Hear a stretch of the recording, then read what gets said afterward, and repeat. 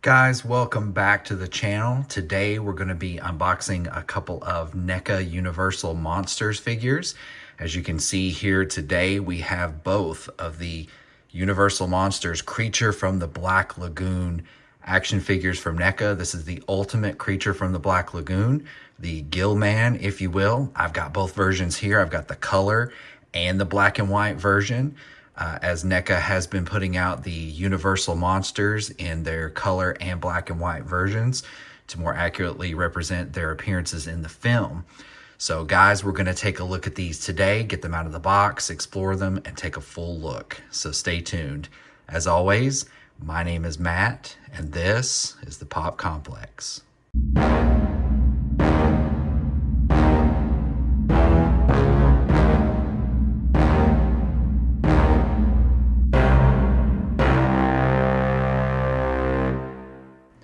Alright guys, welcome back to the Pop Complex. As I stated earlier, we are going to be unboxing these two NECA Ultimate Creature from the Black Lagoon Gill-Man figures. So we have the color version and the black and white version. Now these are based on the 1954 Universal Monster movie, Creature from the Black Lagoon. So we've got the color version and the black and white. I love this artwork, recreating the original movie posters from the films. So let's take a closer look at the packaging here. First, on the color version, nice color artwork, love that. Richard Carlson, Julia Adams, Ultimate Creature from the Black Lagoon. You have here that painted artwork on the front. Here on the side, we have a nice photo of the creature in the colorized version. Some photography here, Universal Monsters, NECA Real Toys. On the other side, you have an alternate pose of the creature there, really awesome with some bubble effects. And on the back here, you can see the Creature from the Black Lagoon in various poses, close-up photography. Very nice. Can't wait to get this guy out of the package. So on the top, we just have the classic Creature from the Black Lagoon movie logo. And on the bottom here, we have the Universal copyright, legal information, the art direction, the designers, photography, all that good stuff. So that is the package for the color version. Let's flip this flap open and take a better look. As always with the NECA Ultimates, we have that flap with a nice photograph there. As you can see, an underwater simulated shot of the creature. And right here he is, guys, in the packaging. Nice look, very good on the detail, but we're going to get a closer look at that.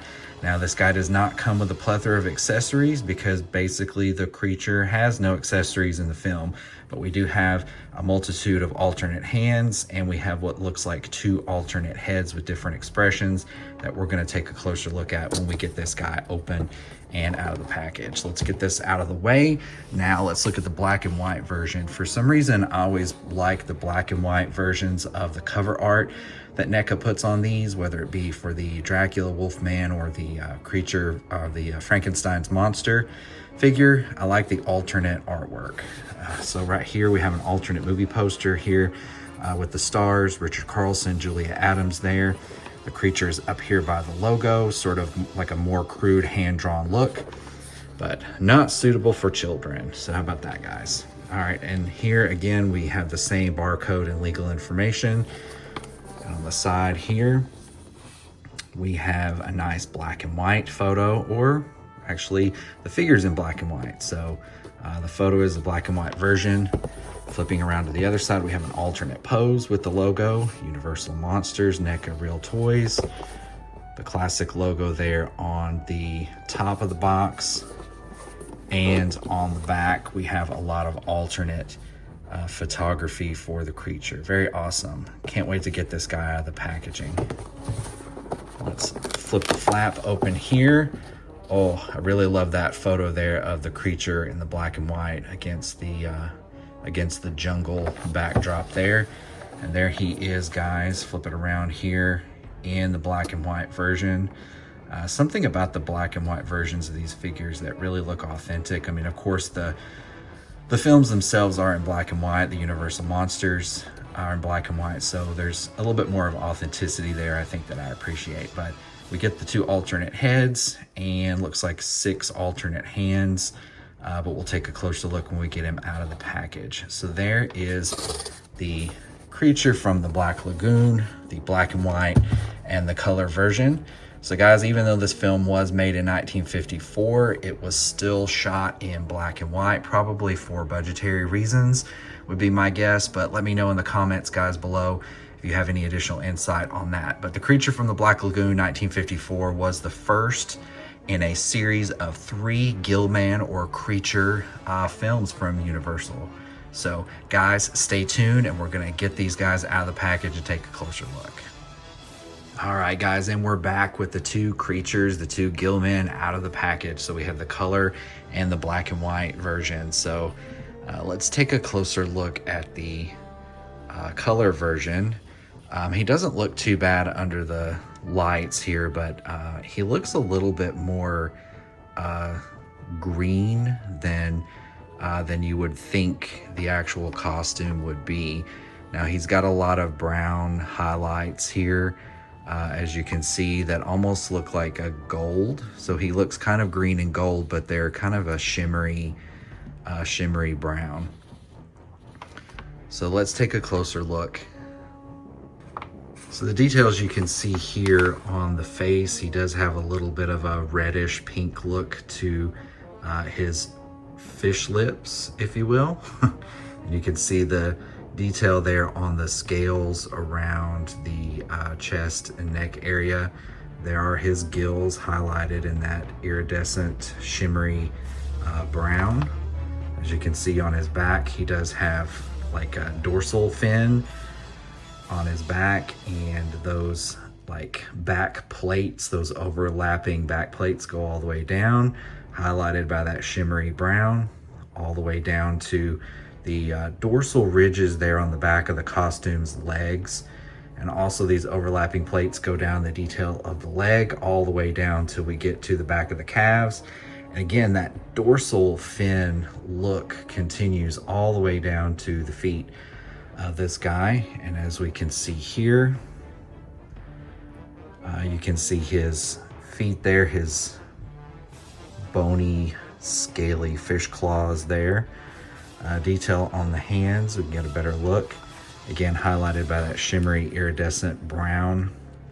Seems to be the predominant color here. I'm not really seeing a whole lot of detail or other colors other than the sort of the dark forest green that he is painted with as a base, and then that iridescent brown is kind of bringing out the highlights, but that's about it, other than when we get to the face and you can see the reddish, dark red pink look in the lips, and then there's some blue there in the eyes. But that's about it for the detail as far as the colors.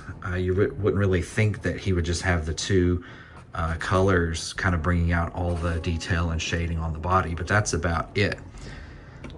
So let's take a closer look now at the black and white version close up before we start looking at the articulation. So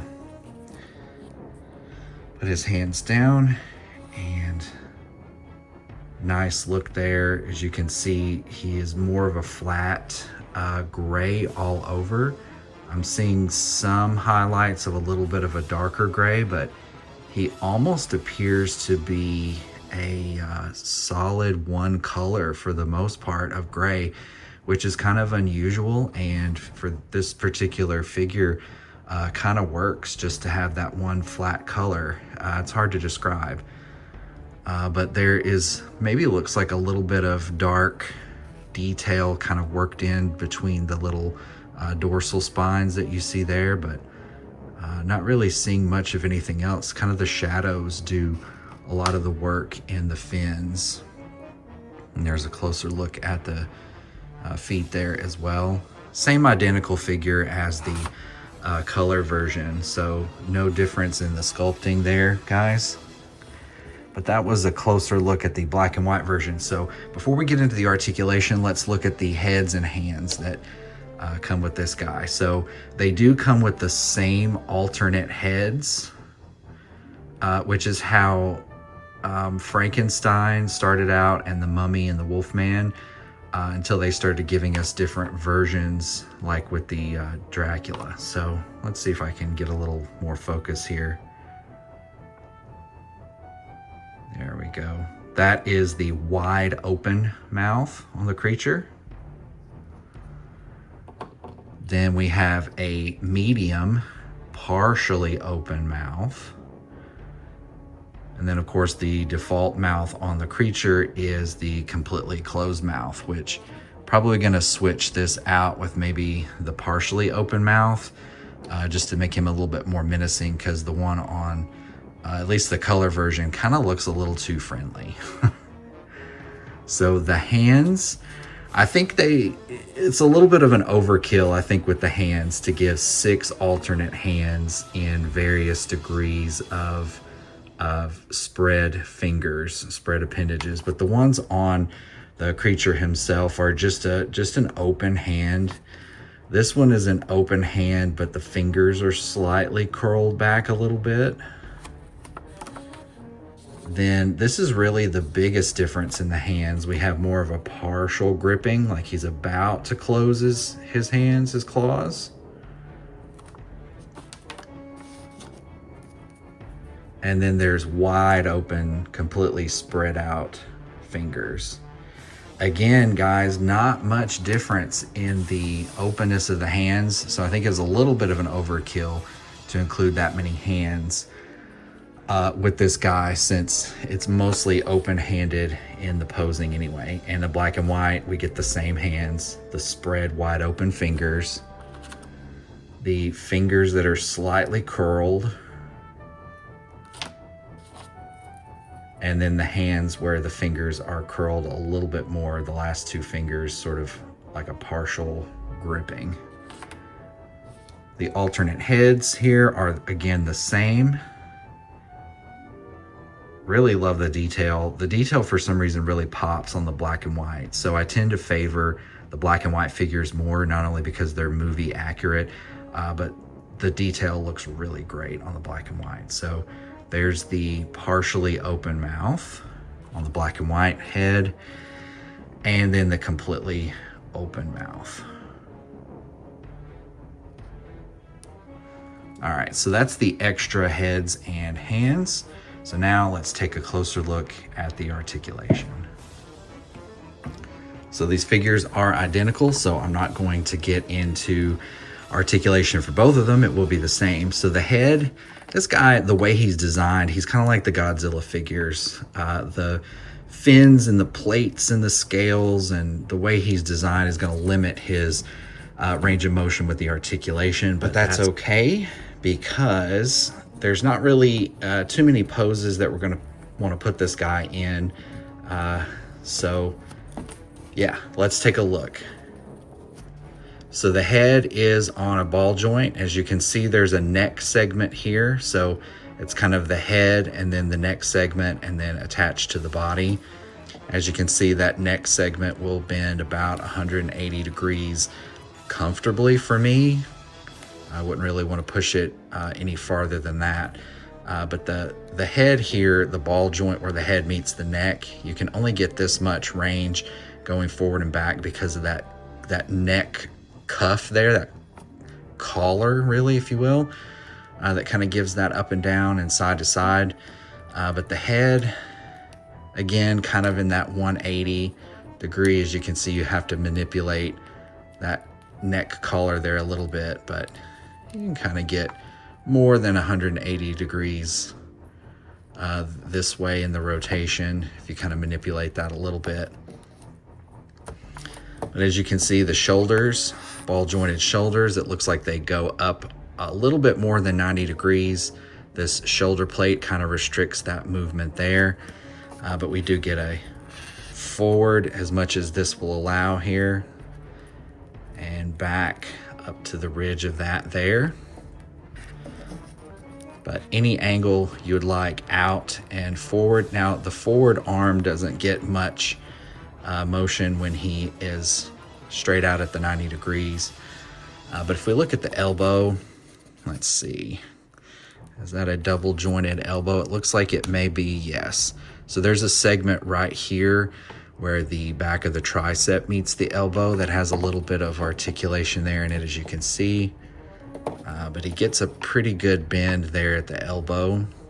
Again, his plates of his skin, the way that they're sculpted, are going to restrict this a little bit. We've got the wrist there, as you can see, the forward and back on the ball joint. That's about as far back as he can go. Again, this little ridge here on his skin plate kind of prevents any more movement than that. But there is a full 360-degree wrist rotation. Same way with the other arm, so I'm not going to get too much into that. But looks like he has two different cuts here in the torso. There is one right here, as you can see, right here where the bottom of the chest meets the top of the ab. So you can get some back and forth twisting. I had to manipulate this a little bit. It was a little stiff coming out of the package. It's even more stiff here at the bottom of the ab. You can see there's a little bit of a lower ab crunch right there. You can get a little twisting there from side to side, but the main twisting is going to be here at this upper ab or the lower chest cut. And of course that can go forward and back to be more of a hunched or standing straight. The legs, we're going to see probably a lot of restriction there in the legs too, again, because of these skin ridge plates that come down. So looks like that's about pushing it as far as I'm comfortable with going out on the legs. Of course, you're not going to get that much of a pose out of this guy because that just looks ridiculous for what his character does and does not do in the movie. But you're going to get a lot of restriction, as you can see there, that plate there at the top of his leg, the lower back, kind of restricts that leg from going back there. Not much forward really, more than just kind of a little bit of a step there. But this is on a ball joint, so you can get any angle in between the front and back and side to side motion. The knees, double jointed, so you can get quite a range of motion going all the way back. So this would be great if you wanted to use one of the figure stands and kind of suspend him up kind of in a swimming pose. That would look really awesome. I kind of would want to do that maybe with my display on this guy. And the ankles, looks like you can get a full 360-degree rotation. Forward about that much, based again on this ridge that kind of goes over the ankle, and this dorsal plate and ridge kind of prevents it going back any farther than that. You can kind of push it a little bit, but that would be kind of where you would want it for a little bit more of the swimming look. And then of course the rocker from side to side within the restrictions of this little, we'll just call it a costume pant leg ridge. How about that? So overall, this is a really good looking figure. I like this. This is one of my favorites in the Universal Monsters line. I really like that NECA gave us this in the color and the black and white versions as well. So again, the black and white version, we're not going to take a look at that articulation. It's going to be exactly identical to the color version. So guys, let me know what you think about this set of the creature from the Black Lagoon, the Ultimate Creature or Gill-Man from NECA. Color and black and white versions. Let me know what you guys think down below in the comments. Thanks for watching today, guys. Would really love it if you could support the channel by smashing that like button. Don't forget to subscribe to the Pop Complex so you can get updated anytime I upload a new video to the Pop Complex. And if you don't mind, if you'd like to support me monetarily and choose to do that, you can head over to patreon.com/the Pop Complex. Thanks for watching, guys, and have a monstrous day.